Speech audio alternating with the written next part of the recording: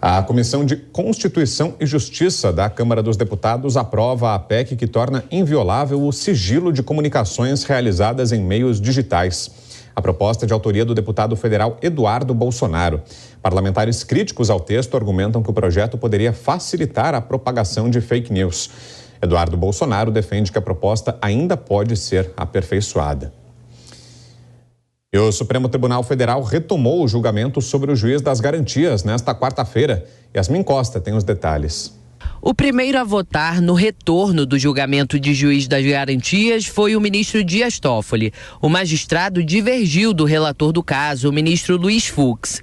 No voto, Toffoli defendeu que a adoção do juiz das garantias é obrigatória, mas sugeriu o prazo de 1 ano para a implementação do modelo. Esse período poderia ser prorrogado apenas uma vez por mais 12 meses. É inverter isso. É possível o juiz que vai julgar o caso ter acesso às provas colhidas anteriormente, mas ele não vai ter que, obrigatoriamente, em 10 dias, analisar todas as decisões que foram tomadas ao longo de uma investigação. Então, em síntese, eu estou a inverter isso. O recebimento do oferecimento. E o recebimento é feito pelo juiz natural que julgará a causa. Em junho, no início do julgamento, Fux defendeu que a adoção do juiz das garantias deve ficar a critério do Poder Judiciário de cada estado. O juiz das garantias atua apenas na fase de inquérito. Essa atuação termina quando ele decide se aceita ou não eventual denúncia apresentada pelo Ministério Público, ficando o julgamento a cargo de outro magistrado. A figura do juiz de garantias foi criada pelo Congresso Nacional em 2019, sancionada pelo então presidente da República, Jair Bolsonaro. Mas a medida foi suspensa por uma decisão do ministro Luiz Fux em janeiro de 2020. O caso volta à pauta depois que o julgamento foi suspenso no fim de junho deste ano por um pedido de vista do ministro Dias Toffoli. Esse será o primeiro julgamento de repercussão social em que o novo ministro da Corte, Cristiano Zanin, vai realmente atuar. Além de retomar a análise do caso do juiz das garantias, nesta quarta-feira o STF também elegeu o novo presidente da Corte, o ministro Luiz Roberto Barroso, que também vai comandar o Conselho Nacional de Justiça no próximo biênio. Ele vai substituir a ministra Rosa Weber. Que eu recebo com imensa humildade essa tarefa que me é confiada e consciente do peso dessa responsabilidade. E eu pretendo dignificar a presidência, dignificar a cadeira que Vossa Excelência hoje ocupa, e nós vamos suceder Vossa Excelência, porque substituí-la não é possível. O ministro Edson Fachin também foi escolhido para assumir a vice-presidência do tribunal. A posse será no dia 2 de setembro. Bom, deixa eu puxar a conversa aqui com o Nelson Kobayashi, a Dora Kramer, a partir dessa última informação que trouxe pra gente a Yasmin, a confirmação hoje nessa eleição simbólica, nessa votação protocolar que foi feita na sessão de hoje à tarde do Supremo Tribunal Federal, do ministro Luiz Roberto Barroso como próximo presidente no lugar da ministra Rosa Weber.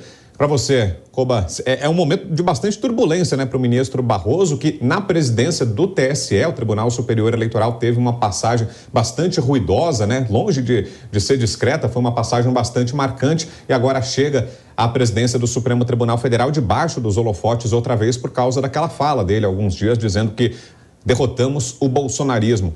É um momento turbulento para o ministro que chega à presidência do STF, não, Koba? Sim, não é o momento adequado, não seria o momento adequado, não seria o melhor momento, vamos dizer assim, até por conta de tantas polêmicas que envolvem o nome do ministro Luiz Roberto Barroso, que veio a público posteriormente, fez a sua própria nota, esclarecendo o que queria dizer quando disse que vencemos o bolsonarismo.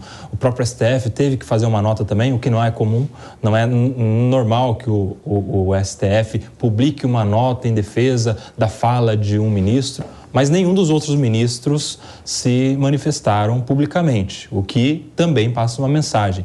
E o ministro Luiz Roberto Barroso, tomara que tenha aprendido com este episódio, porque vai na contramão de tudo que a gente precisa nesse momento, que é de pacificação, de união, de deixar baixar a poeira, colocar a bola no chão, se o próprio líder, o próprio ministro-presidente de um dos poderes da República começar a aquecer o discurso, isso aquece de todos os lados, quem concorda e quem não concorda com ele, e não é bom para o Brasil neste momento. Tomara que ele faça uma boa gestão mais cautelosa nos seus discursos. E sobre esse julgamento de hoje, Dora, que agora está suspenso, mas com placar empatado em 1-1, sobre a implementação ou não do juiz das garantias. Qual a sua opinião? Poderia ser um bom mecanismo, Dora? Olha, não tenho a menor condição de avaliar juridicamente, né? 2 juízes, um para conduzir as investigações, outro para julgar. Olha, em princípio, assim, super leiga, eu fico achando bom, porque você divide ali as funções. Agora, vejo que as pessoas do campo do direito têm opinião dos 2 lados. Então, eu fico assim, um pouco receosa de dar uma opinião que não tenha um rebatimento correto do ponto de vista do direito. Mas eu quero dar opinião na questão do Barroso, tá? Manda ver. Primeiro, é o seguinte, gente, só para explicar por que o Barroso está na presidência do Supremo. Não é uma eleição, tá? É um rodízio. Por isso é que o Brown falou que era protocolar, né? Porque é um rodízio, era a vez do Barroso.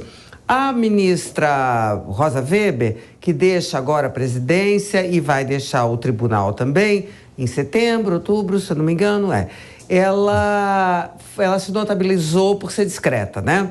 Ao contrário de vários ministros ali, inclusive o ministro Barroso, que tem uma personalidade muito diferente. Agora, houve aquele episódio ao qual se referiu o Coba, do derrotamos o bolsonarismo em mangas de camisa num congresso, numa reunião da UNE, imagina, onde ele foi vaiado, aplaudido, enfim, uma confusão sem tamanho.